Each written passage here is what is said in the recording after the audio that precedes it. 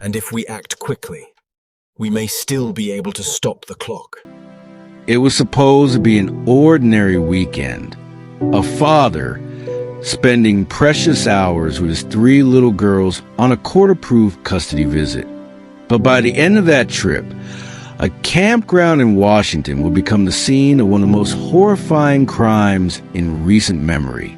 3 young sisters, bright, joyful, innocent, were found lifeless, their small bodies bound and suffocated. And the man who was meant to protect them, their father, vanished into the wilderness. His name is Travis Decker, a 32-year-old soldier, survivalist, and father of 3. The manhunt for him has now stretched for months, consuming local sheriffs, FBI agents, U.S. Marshals, and the public's imagination. Where is he? Is he alive, hidden in the forest he knew so well? Or is he gone, a ghost in the shadows? Tonight, we're going to trace the story from the very beginning. Who Travis Decker was, the family he shattered, the children whose lives were stolen, and the search that has kept an entire state on edge. This isn't just a crime story. It's a tragedy, a mystery, and a haunting reminder of how fragile life can be. What's going on, guys? How Travis Decker looks, acts, speaks. Everybody was rolling and everything was going, and all of a sudden I hit him. It's all here on a Wenatchee Police body cam video recorded on May 27th. I wasn't on the accelerator. I was still just getting my foot off the brake because That's 3 days before Decker disappeared with his daughters, Peyton, Evelyn, and Olivia.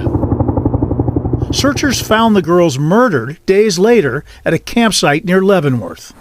I don't know how all of a sudden it felt like he was sitting at a stop.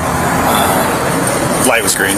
Light was green. All the other cars were rolling. A motorist called police after Decker rammed his Ford Mustang at a stoplight, punching a hole in the bumper. Your registration. Okay. Sorry if all jacked up. No big deal. In the video, Decker admits he does not have insurance or a home address. To understand this case, we must first understand the man at its center, Travis Decker.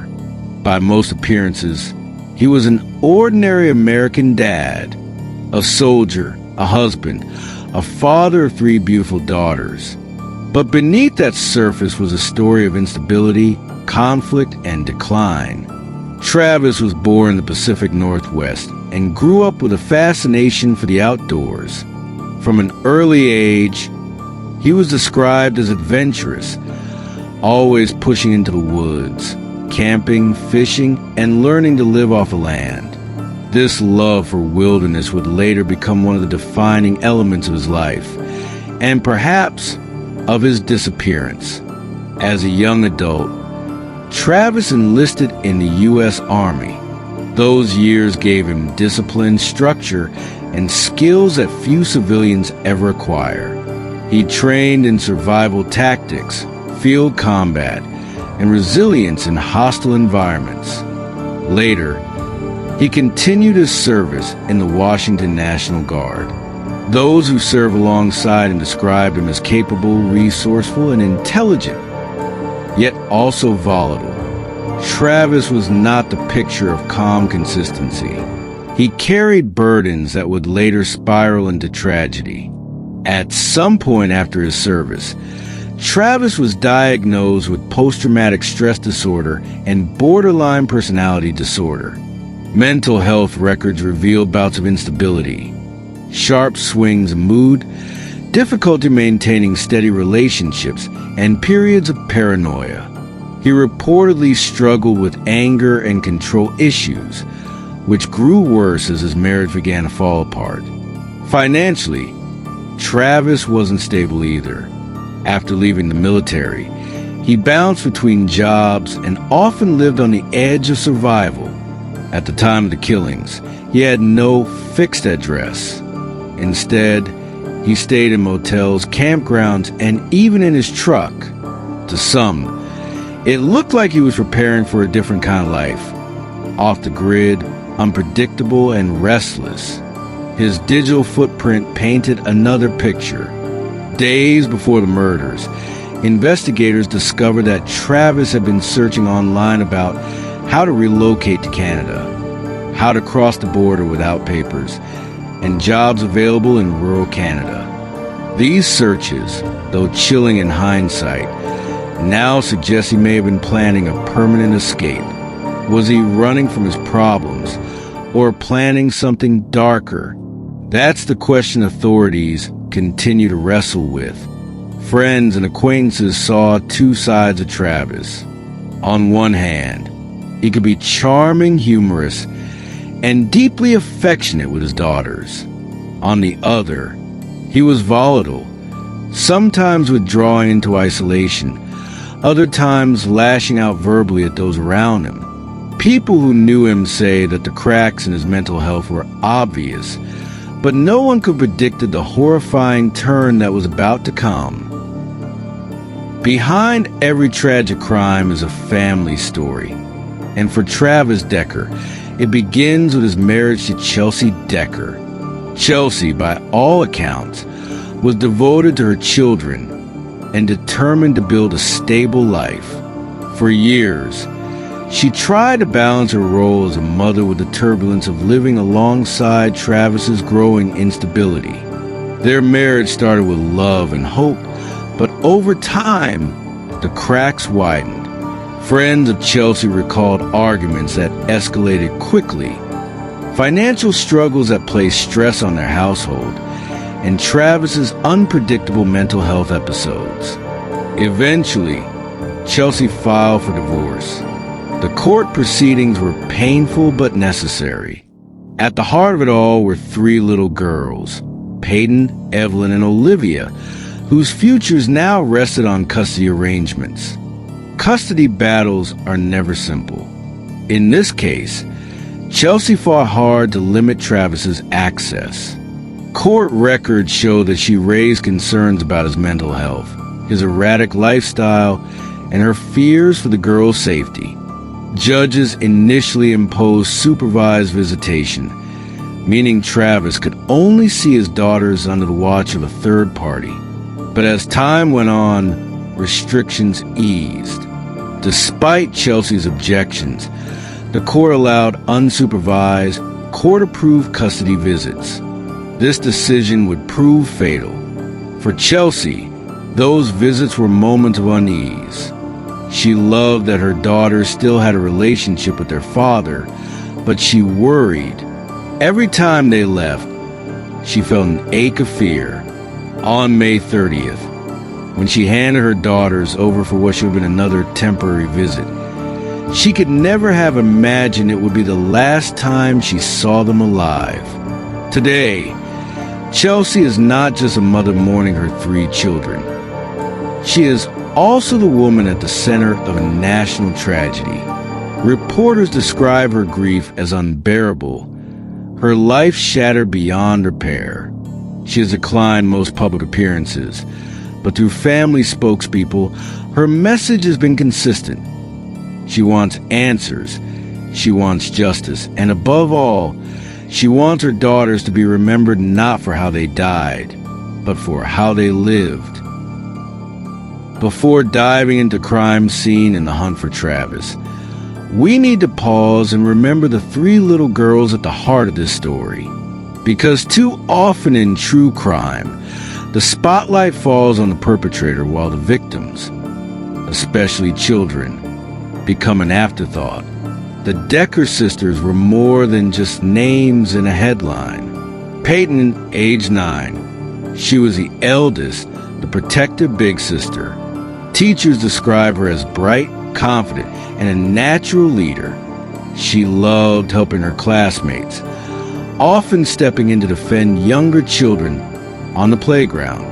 At home, she saw herself as a second mother to her little sisters. If Evelyn was upset, Peyton was the one who comforted her. If Olivia needed help, Peyton was there first. She was responsible beyond her years, carrying the weight of being the oldest. Evelyn, age 8, known for her artistic streak. She loved to draw, paint, and tell stories. She was described as imaginative, always bringing color into the lives of those around her. Friends remember her as kind-hearted, with a gentle laugh and a love of books. She was curious about the world, often asking questions and wanted to learn more about everything. Olivia, age 2, the baby of the family, just learning to form full sentences and explore the world. Family friends said she was playful, mischievous in the way toddlers often are, and adored by her sisters. For Peyton and Evelyn, Olivia was their little treasure, the one they always looked out for. Together, these 3 girls represented joy, innocence, and possibility. Their lives were filled with birthdays, school days, bedtime stories, laughter, and love. Their deaths are not just statistics in a crime database. They are a loss that will echo through their community forever. Candlelight vigils in Washington have already honored them, with neighbors leaving toys, flowers, and handwritten notes at makeshift memorials.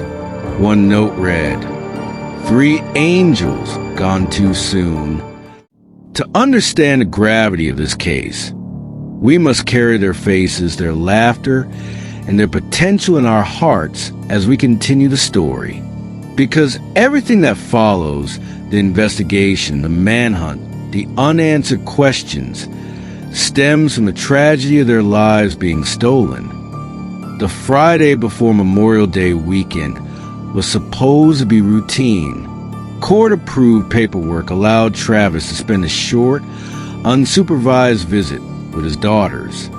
Chelsea, though uneasy, had to comply. He picked up the girls in his truck, a 2008 Toyota Tacoma, telling his ex-wife that he was taking them on a short camping trip to Wildwood Campground in Mason County, Washington, to the outside world. It might have looked like a father trying to bond with his children in the quiet of the wilderness, but something darker was brewing. Witnesses at a local gas station later confirmed seeing Travis that afternoon, his daughters in the back seat, smiling and eating snacks. Nothing seemed off, but investigators now believe he was already preparing for the unthinkable. By Saturday morning, everything had changed. Search teams responding to an emergency call discovered 3 lifeless bodies inside a tent at the campground.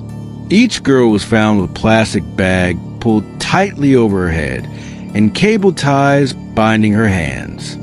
There were no signs of a struggle, leading detectives to believe they were likely asleep when attacked.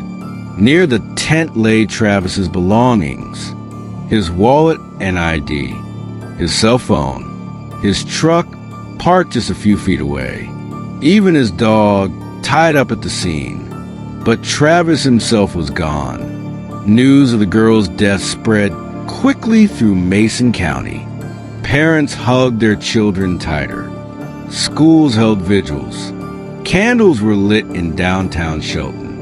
The horror of 3 innocent children murdered by their own father was almost too much of the community to process. For Chelsea, it was every mother's worst nightmare. What she had feared might happen during visitation had come true in the most brutal way.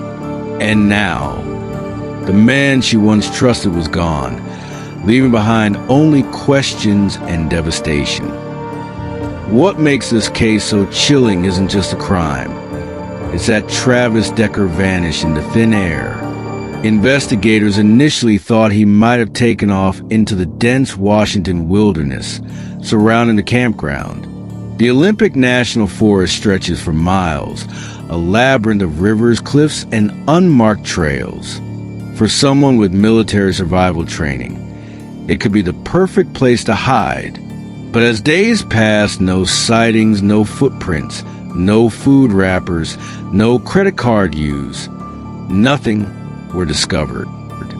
Recognizing the complexity, the FBI joined local and state police in the search. Specialized K-9 tracking units, drones with heat sensors, and even helicopters with infrared cameras were deployed. Agents searched caves, abandoned cabins, and riverbanks. Boats scanned nearby waterways. Border Patrol agents in northern Washington were alerted in case Travis attempted to cross into Canada. Yet every lead went cold. By mid-June, with no sign of Travis, federal authorities announced a $20,000 reward for information leading to his capture. His face was plastered on digital billboards, TV news segments, and social media alerts nationwide. Do not approach him. He is considered dangerous and unstable, the FBI warned. As the case dragged on, theories multiplied online. Some believe Travis is still deep in the forest, living off the land. Others suggest he may have taken his own life near the campground, but his body hasn't been found. A third theory, he had help escaping, possibly Canada. For Chelsea and the families grieving 3 children, the uncertainty is torture. Justice feels frozen in time until Travis is found. In the early days of June, law enforcement concentrated heavily on the Olympic Peninsula wilderness. The reasoning was straightforward. Travis's truck, wallet, phone, and even his dog had been left behind. To investigators, this suggested he fled on foot. The terrain, however, worked in his favor. Dense forest with thick underbrush could conceal someone for weeks. Cliffs and rivers offered natural barriers that slowed search teams. Caves and abandoned logging cabins dotted the region, perfect hideouts. Helicopters circled overhead with FLIR infrared scanners, searching for heat signatures. Ground teams brought in search dogs, trained to detect both living scents and cadaver odors. But Travis seemed to leave no trail. One federal agent later admitted anonymously, it's like he evaporated into the trees. What haunted detectives was the state of the crime scene. Normally, when someone commits such a heinous act, there are signs of panic. Clues left behind, mistakes made. But Travis left behind an eerily tidy scene. His truck was locked. His dog was tied up safely, not abandoned to wander. His wallet and ID were inside a bag, not tossed or burned. This raised a chilling question. Did Travis plan his disappearance long before murders? By the second week of June, detectives floated 3 primary theories. Self-destruction. Travis killed his daughters and then walked into the wilderness to take his own life, his body still undiscovered. Escape plan. He staged the scene, abandoned his vehicle and belongings, and had outside help to leave undetected. Survivalist hideout. Given his background, details still being pieced together by reporters, some believe Travis had prepared a hidden survival cache in the mountains, enabling him to remain off-grid indefinitely. For Chelsea, the grief is indescribable. Court documents reveal she had voiced concerns about Travis's mental health and his potential instability during custody exchanges. But in family law, the court often leans toward preserving parental rights, unless there's overwhelming proof of danger. Now, her worst fears had come true. At candlelight vigils in Shelton and Olympia, Chelsea stood surrounded by neighbors, clutching framed photos of her girls. She didn't speak much. Her silence was its own kind of scream. The wider Washington community also felt the weighted case. Parents grew more cautious during visitation exchanges. Local schools brought in grief counselors for classmates of the 2 older girls. A parent who attended the vigil was quoted, You think you know your neighbor, your coworker, your ex, but then something like this happens and it shakes you. It makes you question everything. As always, social media exploded with debate. Some users blamed the court system for granting Travis visitation. Others blamed Chelsea, cruelly accusing her of not protecting the children enough. Still others focus on Travis's psychological profile, asking how a father could kill his own flesh and blood. Facebook groups, Reddit threads, and TikTok crime channels dissected every possible angle, feeding both awareness and speculation. By late June, the case had gone national. Cable news networks ran primetime specials under titles like Father on the Run, The Decker Manhunt. True crime podcasts dropped emergency episodes. Local newspapers published timelines. National outlets dug into Travis's history, his childhood, his divorce, his custody battles, his work record. Anything that might offer a clue. The media quickly drew comparisons to other infamous fugitives. Josh Powell, the Utah father who killed his children in 2012 during a supervised visit. John List, who murdered his family in 1971 and disappeared for nearly 2 decades. Travis Decker seemed to join this dark lineage. Fathers who turned their role of protector into executioner. But unlike List, who eventually resurfaced, Travis had no traceable movements. He had vanished into what one commentator called a ghost story with blood. Profilers of the FBI began publicly speculating on his mindset. Narcissistic rage. Unable to tolerate losing control in divorce and custody battles. Possessive violence. Believing if he couldn't have his children, no one could. Escape fantasies. Leaving behind his identity, wallet, phone, vehicle, meant symbolically shedding his old life. One profiler said bluntly, this was not a random act of violence. This was premeditated, deeply personal, and rooted in control. Criminologists categorize crimes like this under filicide, the killing of one's own children. Statistics show fathers are more likely than mothers to kill multiple children in a single act. Motives often include revenge against an ex-spouse, financial strain, or psychological collapse. Travis's act fits the pattern chillingly well.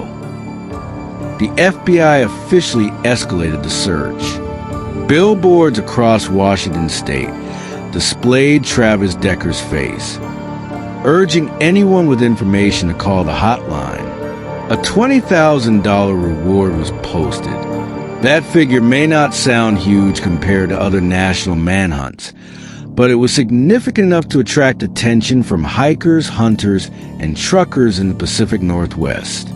Agents canvassed campgrounds, rest stops, and wilderness areas.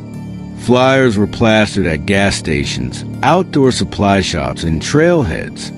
And yet, still no Travis. Over the next 2 months, calls flooded the FBI tip line. A fisherman in Gray's Harbor swore he saw a man matching Travis's description camping near the river. A truck driver near Oregon said he picked up a hitchhiker with similar features. Even a sighting in Idaho briefly made headlines. But each lead collapsed under scrutiny. Either the man looked only vaguely similar, or there was no trace when agents arrived. This only deepened the mystery. How could a man with no phone, no money, and no dog evade a nationwide search?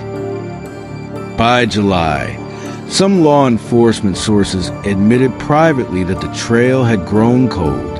The initial sweep had yielded nothing. Heat waves slowed search dogs.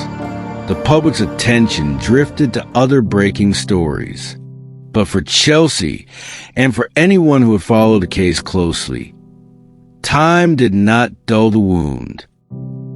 Some detectives quietly believed Travis had help, perhaps a friend or relative sympathetic to him, arranged to pick him up after the murders. His wallet and truck left behind would then serve as a false trail, making it look like he perished in the woods. But who would aid a man accused of killing his own children? That's the disturbing part. Sometimes people cling to their loyalty, blinded by personal ties. Others argue Travis may have prepared in advance. If he had stashed supplies, food, weapons, and gear, he could live off-grid.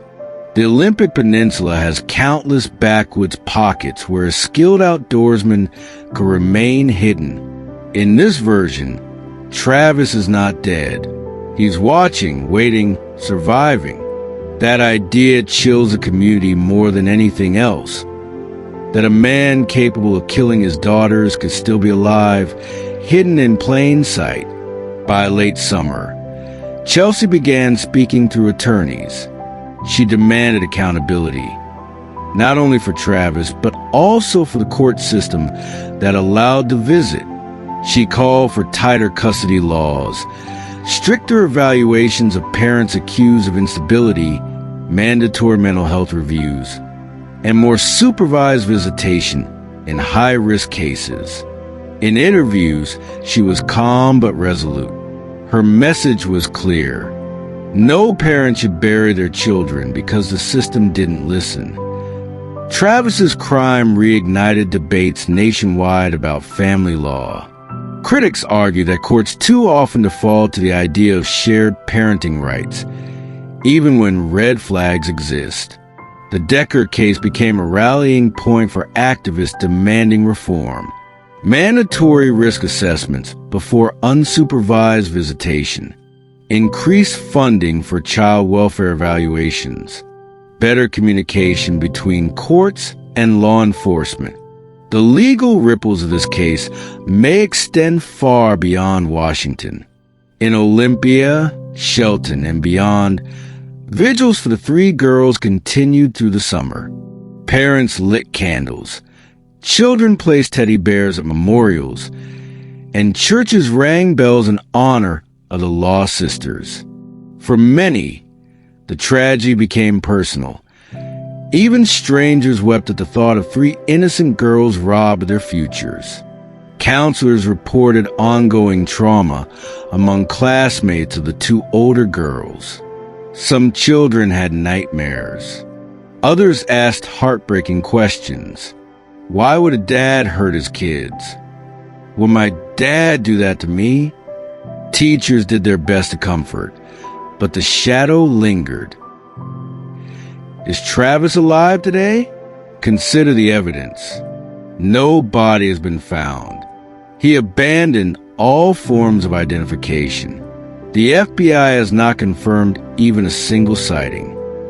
Travis could have changed his appearance, hitched a ride out of state, crossed into Canada illegally, or he could still be in Washington, blending in among transient populations, living as someone new. This case forces society to confront difficult truths, the fragility of custody systems, the reality of filicide as a form of domestic violence, the enduring mystery of fugitives who can vanish in the digital age. It reminds parents, courts, and communities to be vigilant, because sometimes the danger is not a stranger, it's someone inside the family. Three young girls, taken in the place where families go to laugh, play, and bond, in the woods by the fire under the stars. Their lives ended not by chance, but by the hands of the man they call Dad. Travis Decker is gone. Whether into the grave or into hiding, no one can say. But his absence cannot erase the horror left behind. For Chelsea, for the community, and for a nation watching, the wounds remain. The only question left is, will justice ever find him?